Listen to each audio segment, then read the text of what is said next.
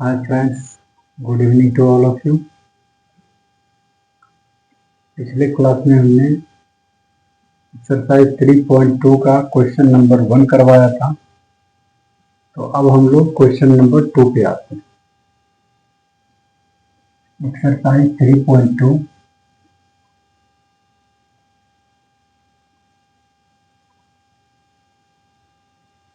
Question number 2 में क्या है कि आपको रेशियो कंपेयर करना है और फिर बताना है कि कौन सा लाइन इंटरसेक्टिंग लाइन है, कौन सा लाइन पैरेलल लाइन है और कौन सा लाइन कोइंसिडेंट लाइन है। चलिए तो स्टार्ट कर दें। फर्स्ट में है 5x - 4y + 8 = 0। इसको देखिए, ये अपने स्टैंडर्ड फॉर्म में है। 7x + 6y - 9 = 0। ये ऑलरेडी स्टैंडर्ड फॉर्म में है। अगर स्टैंडर्ड फॉर्म में नहीं होता तो स्टैंडर्ड फॉर्म में इसको लाना पड़ता, लेकिन ये ऑलरेडी है। ये हो गया इक्वेशन 1, ये हो गया equation 2। From equation 1 and 2 we have, अब 1 और 2 से हमारे पास क्या क्या है। a1 की वैल्यू है 5, b1 की वैल्यू है -4, गौर कीजिएगा, और c1 की वैल्यू है 8। फिर आपका a2 की वैल्यू है 7, b2 की वैल्यू है 6 और c2 की वैल्यू है -9। ये सारा प्लस ही होता है फॉर्मूले में, स्टैंडर्ड फॉर्म में। इसीलिए अगर किसी में माइनस है तो वैल्यू में भी माइनस आ जाएगा, ये ध्यान रखना है। हो गया, ये हमको जानना जरूरी था। अब हमको क्या करना है, पता करना है कि इसका जो सॉल्यूशन होगा वो कैसा होगा। तो पता करने के लिए ही हम वो यूज करते हैं। अब स्टार्ट कीजिए। Now a1/a2 = b1/b2 = c1/c2। अब इसमें वैल्यू पुट करके देखते हैं। वैल्यू पुट करके देखते हैं। a1 क्या है, 5 है, a2 क्या है, 7 है, इक्वल्स टू b1 क्या है, -4, b2 क्या है, 6, फिर इक्वल डालिए, c1 क्या है, 8 और c2 क्या है, -9। अब आप क्या देख रहे हैं, ये इसके इक्वल है नहीं, तो इसको क्या कीजिए, कट। ये दोनों इसके इक्वल है नहीं, इसको कट। आपको मैंने पहले बताया था कि अगर सारा कट हो तो इंटरसेक्टिंग लाइन,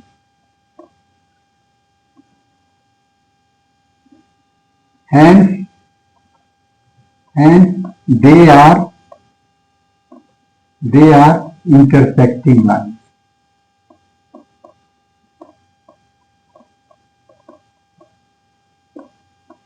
क्लियर है, हो गया आपका।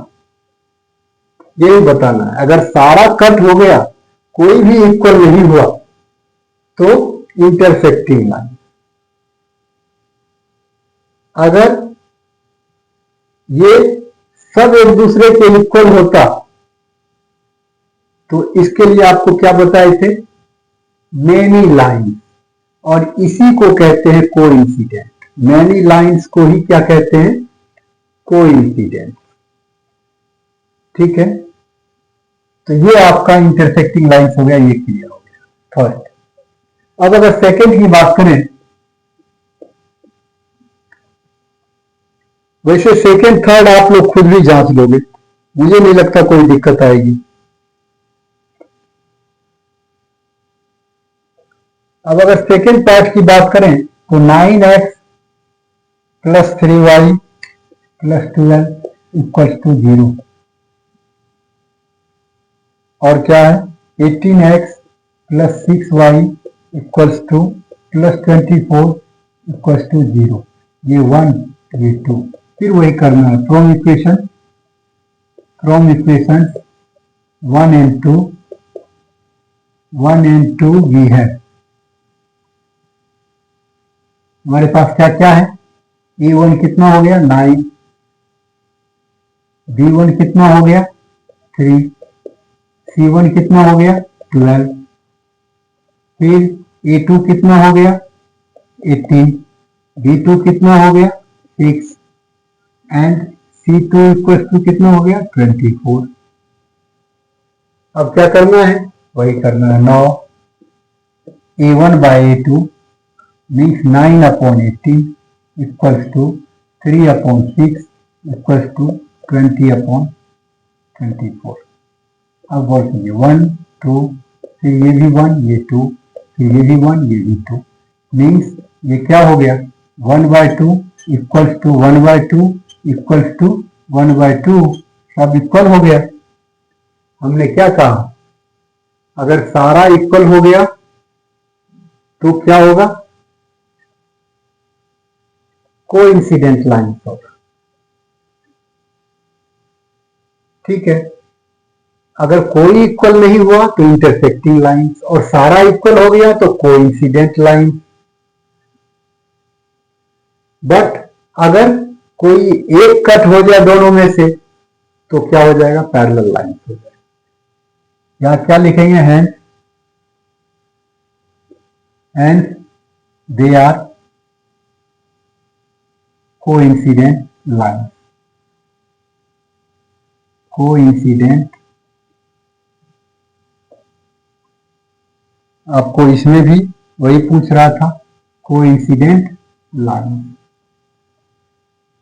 हो गया आंसर सेकेंड का। और इसी तरीके से आप अब थर्ड को भी कर सकते हैं। जब तक करोगे नहीं तब तक ये पता नहीं चलेगा कैसा लाइन होगा, लेकिन ये समझ लेना है कि जैसे ये दोनों कट हो गया तो इंटरसेक्टिंग हो गया, ये दो में से कोई कट नहीं हुआ तो कोइंसिडेंट हुआ। अगर कोई भी कट हो जाएगा, हालांकि कोई भी तो नहीं होता है, अगर ये लास्ट वाला कट हो जाता है ये, तो हमारा पैरेलल लाइन हो जाता है। अगर लास्ट वाला कट नहीं होगा तब तो फिर इसी में आ जाएगा, इंटरसेक्टिंग में ही आ जाएगा। ठीक है, अब मेरे ख्याल में आप लोगों का कॉन्सेप्ट सेकेंड का क्लियर हो गया। इसी तरीके से आप लोग थर्ड भी कर सकते हैं, जिसमें कि आपको कंसिस्टेंट और इनकंसिस्टेंट बताने। मैंने आपको क्या कहा था, कंसिस्टेंट वो होता है जिसका सॉल्यूशन होता है। सॉल्यूशन दो तरह का, या तो यूनिक सॉल्यूशन या मेनी सॉल्यूशन। तो यूनिक सॉल्यूशन भी और मेनी सॉल्यूशन भी, माने कोइंसिडेंट लाइंस भी और इंटरसेक्टिंग लाइंस भी, दोनों होगा कंसिस्टेंट में। अगर कहीं पैरेलल लाइंस का आ गया, हमारा स्टेटमेंट फॉलो किया, तभी वो इनकंसिस्टेंट होगा। अगर पैरेलल लाइंस होगा तभी इनकंसिस्टेंट होगा, नहीं तो बाकी दोनों स्थिति में कंसिस्टेंट ही होता है। समझ में आ रहा है? मेरे कहने का मतलब है कि जब पैरेलल लाइन वाला हमारा यहां स्टेटमेंट आ जाएगा, मीन्स जैसे ये है यहां कट हो जाएगा लास्ट में, तब तो वो इनकंसिस्टेंट होगा, नहीं तो बाकी दोनों स्थिति में कंसिस्टेंट सॉल्यूशन ही होगा। अब मैं आप लोगों को क्वेश्चन थर्ड अभी नहीं करवाने जा रहा, आप लोग खुद प्रैक्टिस कीजिए, फिर नेक्स्ट क्लास में देखते हैं। Thanks to all of you.